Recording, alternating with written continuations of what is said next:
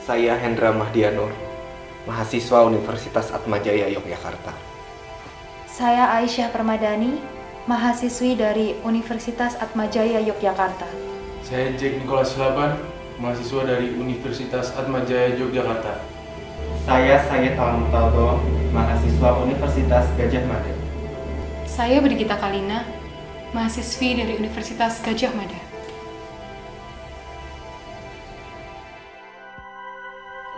Surat dari Irma Rifai kepada Presiden Joko Widodo. Yang terhormat Presiden Joko Widodo, nama saya Ilma, seorang disabilitas tunadaksa yang peduli terhadap permasalahan HAM di Indonesia. Saya terkejut ketika mengetahui bahwa hingga kini masih ada setidaknya 47 orang yang ditahan hanya karena mengungkapkan pendapat mereka dengan damai di Papua, Papua Barat, dan Maluku. Angka tersebut bukan hanya segelintir dari sekian banyak kasus kriminalisasi atas mereka yang mempraktikkan kebebasannya untuk berpendapat dan berkumpul di Indonesia. Saya khawatir dan meminta agar tidak ada lagi Ferry Kombo yang lain yang harus menjalani 10 bulan hukuman penjara hanya karena memobilisasi mahasiswa menggelar demonstrasi anti rasisme dengan damai di depan kantor Gubernur Papua tahun lalu. Negara ini belum lepas dari masalah rasisme dan ketimpangan pembangunan, terutama di daerah yang jauh dari pusat ibu kota, seperti Papua.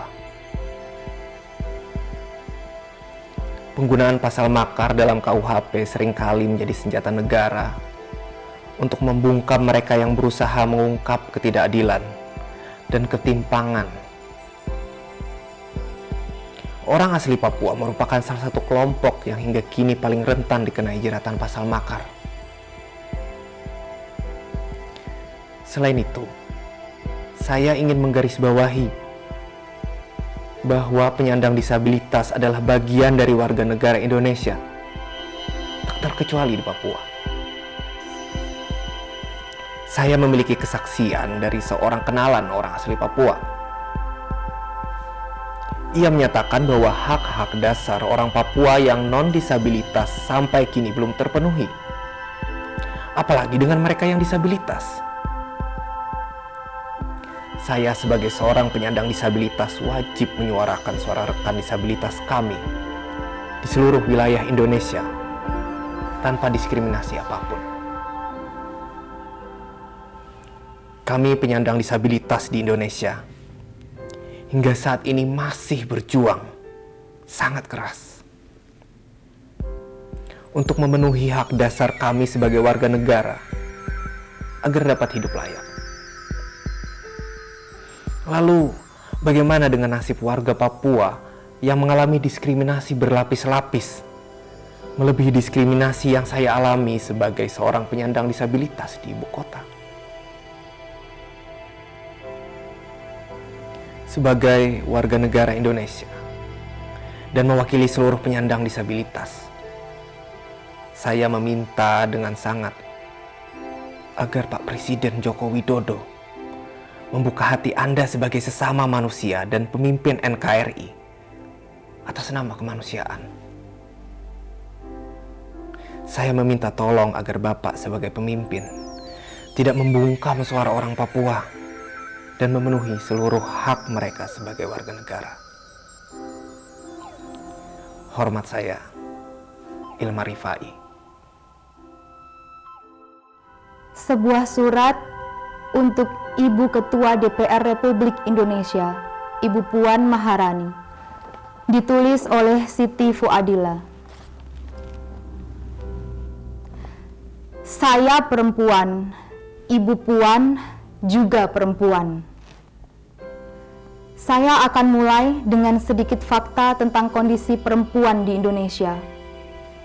berdasarkan Komnas Perempuan, 1 dari 3 perempuan mengalami kekerasan seksual. Bahkan setiap 2 jam, 3 perempuan mengalami kekerasan seksual. Apakah fakta tersebut sudah mampu memberikan gambaran tentang apa yang dialami oleh para perempuan seperti kami di luar sana? Jika itu masih sulit untuk dibayangkan, berdasarkan catatan tahunan Komnas Perempuan, pada tahun 2019 dikatakan bahwa jumlah kekerasan terhadap perempuan yaitu sebanyak 431.471. Apakah masih sulit untuk melihat betapa masifnya kekerasan terjadi dan betapa mencekamnya situasi keamanan perempuan sehari ini? Besok bisa jadi itu kembali terjadi kepada saya, atau bahkan juga bisa terjadi kepada ibu, atau anak perempuan ibu, atau kepada keponakan perempuan ibu, atau bahkan cucu perempuan ibu. Siapa yang akan tahu? Saya dan ibu, kita sama-sama perempuan. Hanya saja saya ini rakyat biasa, sedangkan ibu adalah ketua wakil rakyat yang terhormat. Saya tidak dititipkan kekuasaan oleh banyak orang seperti peran Ibu Puan. Ibu memiliki kemampuan untuk lebih dari sekedar peduli, tapi bisa menjadi pengambil keputusan-keputusan penting dalam memastikan pemenuhan hak atas perempuan, hak atas rasa aman, nyaman, dan keadilan, untuk mencapai kehidupan yang lebih bermartabat. Bagaimana perempuan bisa sejahtera kalau kekerasan terus saja menghantui kami setiap hari? Hingga hari ini, saya bahkan lupa bagaimana rasanya merasa aman ketika berada di jalan, ketika merasa untuk berada di ruang publik, bahkan untuk di ruang domestik. Apakah ibu bisa merasakan itu? Jika tidak, mungkin ibu sedang dikelilingi oleh privilege yang saya dan perempuan-perempuan lainnya tidak miliki. Lalu bisakah dengan privilege itu ibu mendorong untuk pengesahan RUU PKS?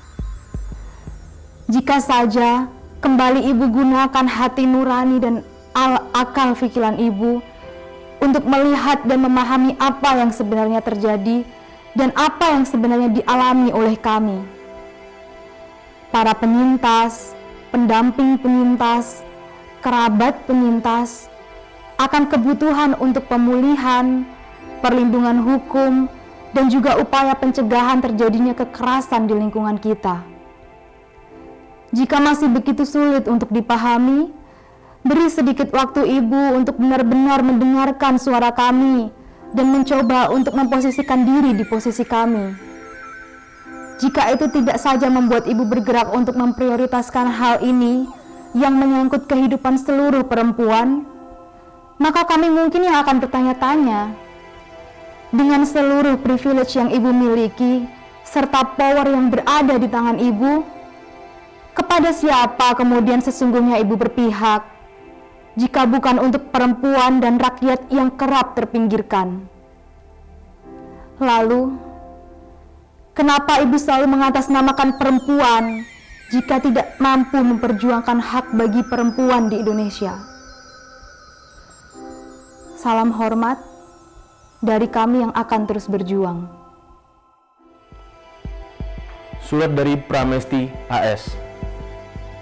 Halo, saya hanyalah seorang warga sipil yang ingin menyuarakan kegelisahan saya terhadap kasus pelanggaran HAM berat yang terjadi di Indonesia, terutama tragedi Semanggi. Tragedi Semanggi mengingatkan kita akan lemahnya penegakan HAM di Indonesia. Bukan hanya pemerintah saja, tapi juga sebagian masyarakat yang seakan-akan tidak peduli dengan pelanggaran HAM berat ini. Ditambah lagi dengan sikap dan pernyataan pemerintah yang kurang membantu kasus ini untuk segera terselesaikan. Saya tahu, mungkin ini memang bukan hal yang mudah, baik pada pihak keluarga maupun pemerintah. Akan tetapi, Sebenarnya hal ini akan menjadi hal ringan yang segera terselesaikan dengan adanya komitmen dan keterbukaan dari pemerintah dalam menangani kasus ini. Seperti yang tertuang dalam Undang-Undang Dasar tahun 1945 pasal 28 ayat 1 yang berbunyi, hak untuk hidup, hak untuk tidak disiksa, hak untuk kemerdekaan pikiran dan hati nurani, hak beragama, hak untuk tidak diperbudak, hak untuk diakui sebagai pribadi di hadapan hukum, dan hak untuk tidak dituntut atas dasar hukum yang berlaku surut adalah hak asasi manusia yang tidak dapat dikurangi dalam keadaan apapun. Apakah pasal tersebut ada hanya untuk sebatas formalitas? Tidakkah baiknya para pemangku kepentingan tersebut perlu menilik dan mempelajari pasal ini lagi? Saya harap Anda bisa menjadikan ini sebagai acuan untuk memutuskan dengan besar dan benar-benar tentang apakah tragedi Semanggi termasuk dalam pelanggaran HAM berat atau tidak. Tidak lupa, saya ingin mengingatkan bahwa pasal kelima dari Pancasila adalah keadilan sosial bagi seluruh rakyat Indonesia. Saya harap pasal ini benar-benar diterapkan dalam pengambilan keputusan tentang tragedi Semanggi ini. Terakhir, jabatan yang Anda duduki sekarang ini bukan untuk melindungi para pemangku kepentingan di atas Anda, akan tetapi untuk membantu para korban untuk mendapatkan keadilan yang seadil-adilnya. Sekian, terima kasih. Saya akan membacakan surat dari Redo Putra. Kepada yang terhormat Bapak Sani Tiar Burhanuddin, Jaksa Agung Republik Indonesia. Dengan penuh harap, saya adalah seorang warga negara Indonesia yang lusuh dan terombang-ambing dalam ketidakpastian untuk mendapatkan hak keadilan di negeri ini. Apalagi untuk ketidakpastian akan supremasi hukum di negeri ini. Nyawa kakak kami, Bernardinus Realino Norma Irmawan atau Wawan, tewas di tangan aparat dengan satu letusan senjata api. Apakah kakak kami salah ketika mengemukakan pikirannya untuk perubahan bangsa ini lebih baik? Apakah kami harus diam melihat negeri ini kotor oleh tangan para penjahat? Apakah Bapak tidak memikirkan dan menghayati bagaimana jika Bapak dan keluarga Bapak di posisi korban Semanggi 1 dan 2? Bagaimana jika Bapak dan keluarga Bapak di posisi keluarga korban Semanggi 1 dan 2? Apakah Bapak masih punya hati nurani? Apakah Bapak masih punya keyakinan? Apakah Bapak masih punya Tuhan untuk takut? Apakah Bapak tahu fungsi dan kewenangan jabatan Bapak di negara hari ini? Bapak seharusnya melayani dan membantu kasus Semanggi 1 dan 2 supaya dapat terselesaikan. Bapak jangan takut dengan atasan Bapak. Bapak jangan takut mati. Bapak jangan takut dengan penguasa yang kejam. Jika Bapak bertindak sesuai hati nurani untuk ikut menuntaskan pelanggaran HAM berat Semanggi 1 dan 2 ini, kami seluruh rakyat Indonesia merasa bangga memiliki Jaksa Agung yang layak untuk kami agungkan di tanah air tumpah darah kami ini. Besar harapan saya sebagai rakyat Indonesia jika dapat terketuk hati nurani Bapak sebagai sejati manusia yang tujuan kita kembali kepada kematian yang hakiki dan penuh tanggung jawab. Saya meminta agar Bapak mencabut pernyataan Bapak bahwa tragedi Semanggi 1 dan 2 bukan pelanggaran HAM berat dan segera menindaklanjuti tragedi Semanggi 1 dan 2 untuk diusut kembali. Terima kasih atas perhatian Bapak. Saya ucapkan, Bapak harus punya hati nurani. Garda Utama. Surat dari Syarifah HZ. Perkenalkan, saya adalah satu dari ribuan keluarga korban COVID-19. Belum genap 2 minggu, saya kehilangan anggota keluarga saya. Bukan 1, melainkan 3 anggota keluarga saya meninggal karena COVID. Satu di antaranya merupakan dokter Objin di salah satu rumah sakit di Jakarta. Ketika beliau sudah mendapatkan hasil positif, bukan hal mudah untuk mencari rumah sakit yang menerima pasien COVID. Padahal, beliau sendiri adalah seorang dokter.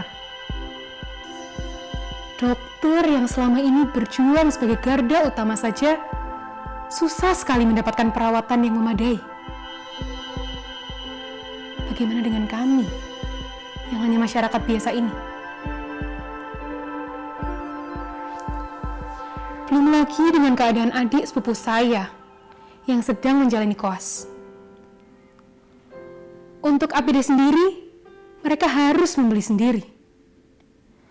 Sedangkan terkadang mereka harus jaga di IGD setiap hari. Sehingga tidak memungkinkan hanya untuk mempunyai satu APD saja. Kepada Bapak Menteri Kesehatan Republik Indonesia yang saya cintai, mohon kebijakannya Pak terhadap garda utama ini. Apakah harus jatuh korban lagi? Baru ada tindakan dari pemerintah. Dan mohon keterbukaannya Pak, untuk informasi jumlah konkret dari pasien COVID-19. Sekian dan terima kasih. Semoga Bapak selalu diberikan kesehatan. Salam, Syarifah AZ. Perkenalkan, saya Tio Tegar Wicaksono, jurnalis solider.id. Hari ini saya akan membacakan surat untuk Presiden Jokowi dari penyandang disabilitas. Saya akan dibantu oleh rekan saya Lia yang akan memberikan akses juru bahasa isyarat bagi teman-teman tuli. Kepada yang terhormat Presiden Joko Widodo, perkenalkan saya adalah seorang penyandang disabilitas netra. Saya bekerja sebagai jurnalis untuk isu disabilitas lintas sektoral.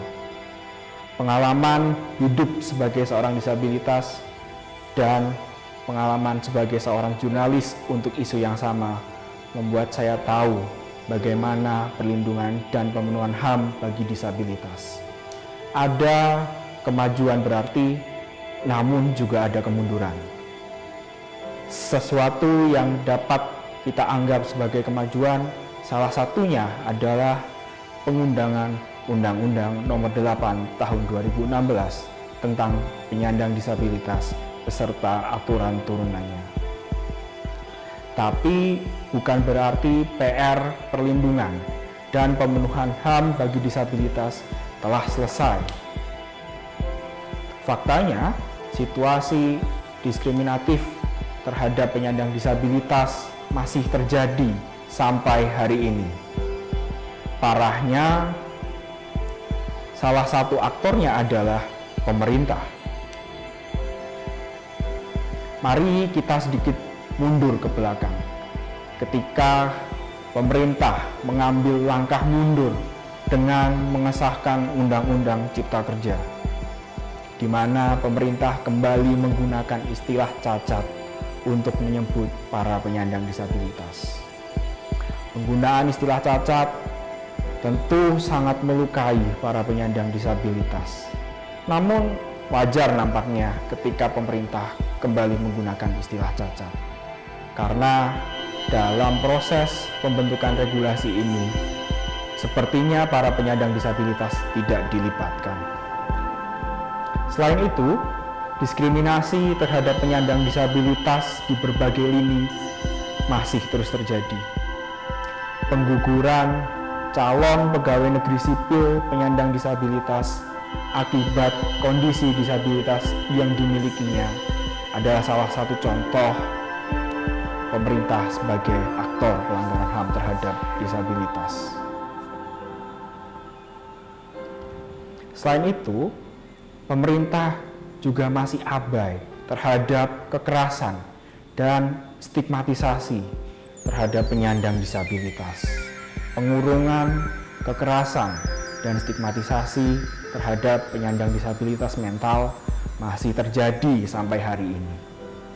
Sebagai negara yang telah mengadopsi ketentuan HAM dalam konstitusinya, pantaskah kita membiarkan para penyandang disabilitas didiskriminasi di negeri ini? Terima kasih.